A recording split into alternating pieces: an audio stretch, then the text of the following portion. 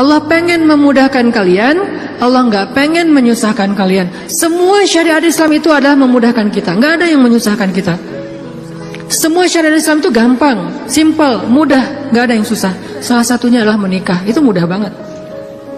Mana Ustadz? Buktinya masih banyak yang masih sing. Berarti bukan Allah yang menyusahkan pernikahan, calon mertua tuh. Nah Allah mah memudahkan kan ya. Bayangin pernikahan itu kan simple ya. Akad nikah sederhana kan. Yang cuman saya nikahkan putri saya terima putri bapak dengan mahar sekian dibayar tunai, sah. Akhirnya berubahlah status, berduaan apalagi dan seterusnya, apalagi dosa aja isinya. Sekarang berubah, memandang aja berpahala, apalagi ya memandang aja berpahala. Kebayang nggak tuh? Memandang pasangan itu sama kayak memandang Ka'bah. Duduk sambil ngeliatin Ka'bah itu pahalanya kayak 2 rakaat sholat loh. Sholat mutlak. Berarti memandang istri yang lagi rempong sama dengan 2 rakaat sholat mutlak. Baru memandang gimana menyentuh, gimana mengecup keningnya, gimana memeluknya, gimana dan gimana.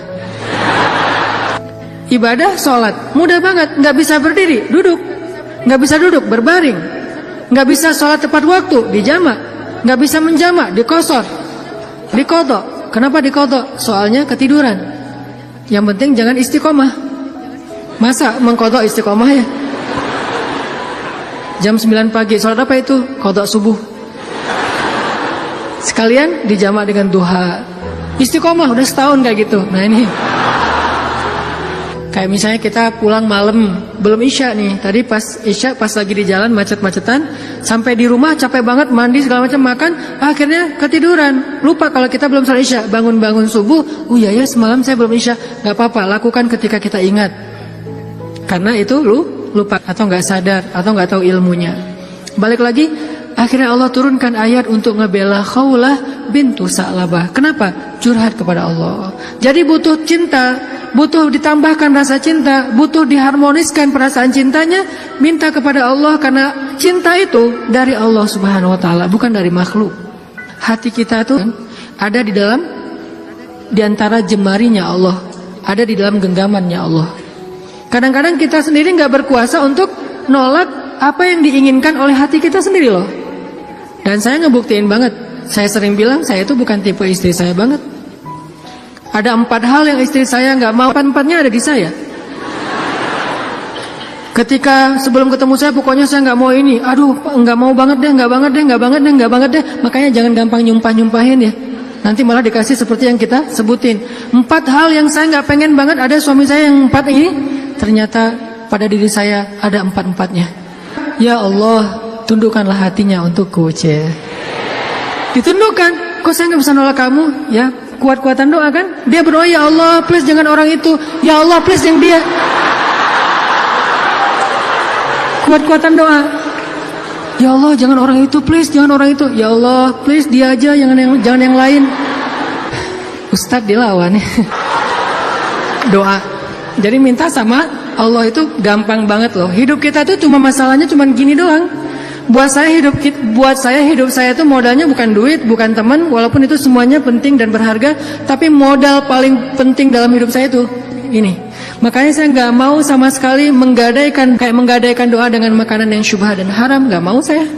Misalnya jalan ke luar negeri kayak kemarin New Zealand, Jepang yang muslimnya minoritas kan susah nyari makanan halal tuh.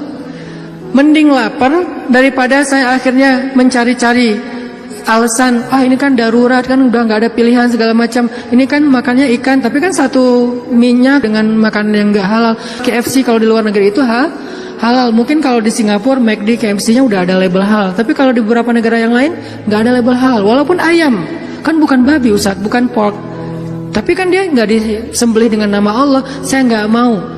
Pengen ngerasain gimana ya rasanya ayam goreng di mana gitu, ayam kriuk di mana, beda dengan di Indonesia. Tapi kan itu bahayanya bukan masalah hal haram, menggadaikan doa kita. Begitu kita makan, kenyangnya cuma sebentar, nanti juga udah lapar lagi, tapi doa kita ditolak 40 hari 40 malam.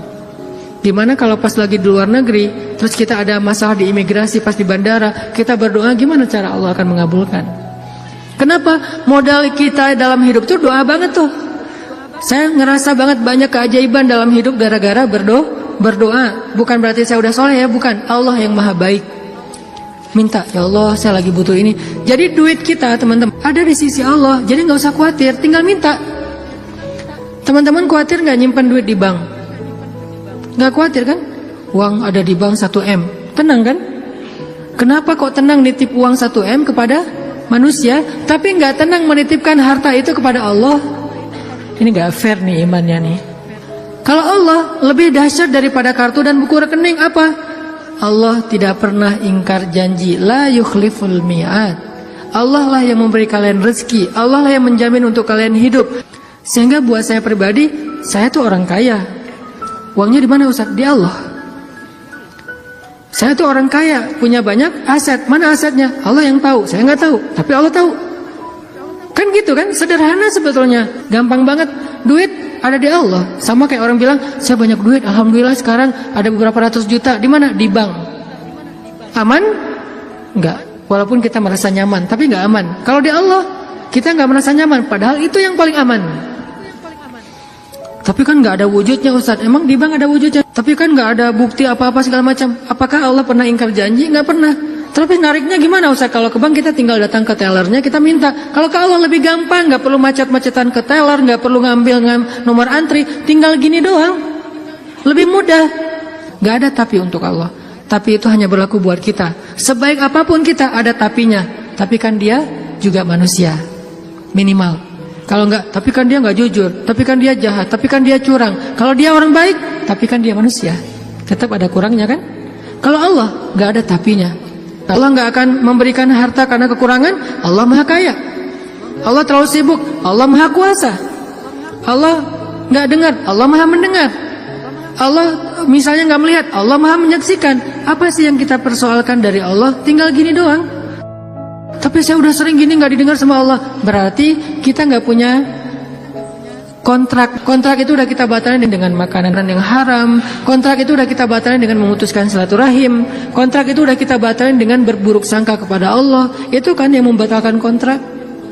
Begitu kita berburuk sangka kepada Allah, apa sih maunya Allah nih? Ya Allah, please tolong saya dong. Tapi ngomongnya apa sih maunya? Allah, batal kontraknya. Harusnya kita mengatakan, ya Allah, bantu saya ya Allah. Saya yakin tidak ada sesuatu yang sia-sia dari takdirmu. Kita berbaik sangka kepada Allah, maka Allah pasti akan menunaikan janji. Wa aufu bi ahdi, ufi bi ahdikum. Tunaikan janji kalian kepada aku tunaikan janji aku kepada kalian. Modal itu doa banget, teman-teman. Doa banget. Cinta, mau dapat sahabat, mau dapat pasangan, mau dapat kasih sayang orang tua, mau dapat doa dari orang-orang soleh, mau dapat rezeki yang berkah, mau dapat terutama cinta dari Allah. Caranya adalah menengadahlah ke langit, bukan ke bumi.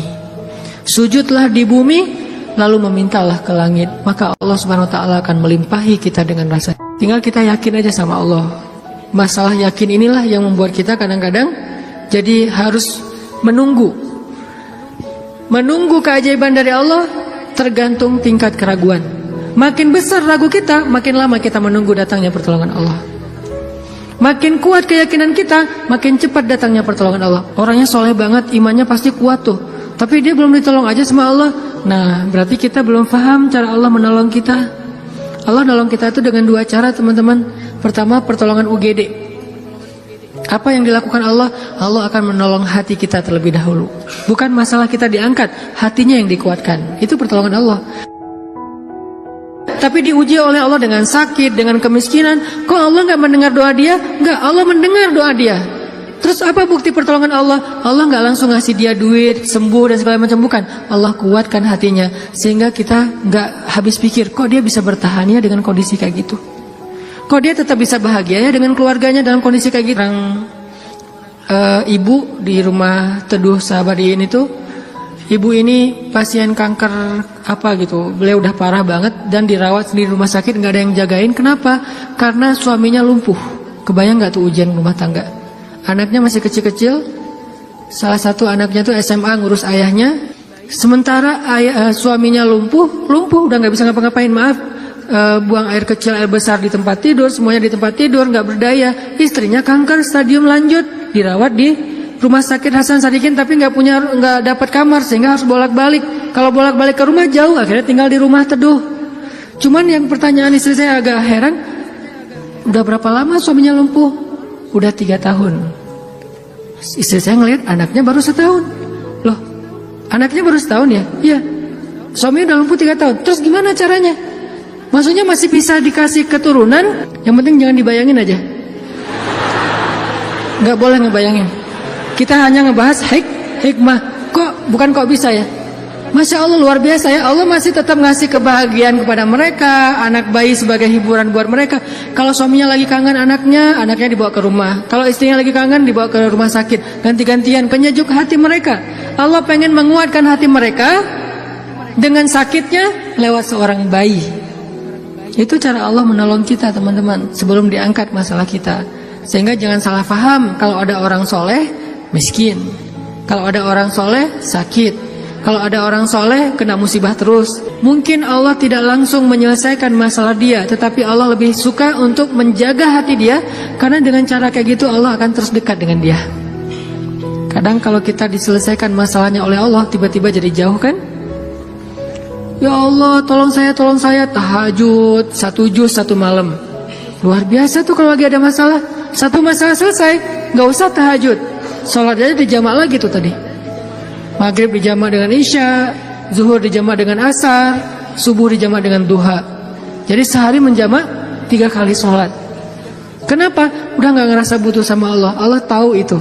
Makanya nih kayaknya hambaku nih kalau aku tolong nanti jauh lagi, sementara aku kangen. Kan tetap happy, tetap bahagia. Yang gak bahagia itu orang yang lihat. Yang justru gak tega itu yang ngelihat, yang ngerasain. Biasa-biasa aja.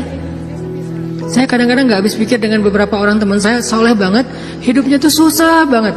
Kerjaannya gak jelas, penghasilannya gak seberapa, anaknya banyak, dan sering nunggak gitu di sekolah teh. Tapi saya lihat keluarganya, anak-anaknya senyum-senyum semuanya, pada hafal Al-Quran, suami istri akur, segala macam. Kok mereka bisa bahagia dengan modal hidup yang cuma segitu, sementara ada keluarga lain yang modal hidupnya berlimpah tapi gak bahagia. Karena yang ini ditolong hatinya, yang itu tidak ditolong hatinya.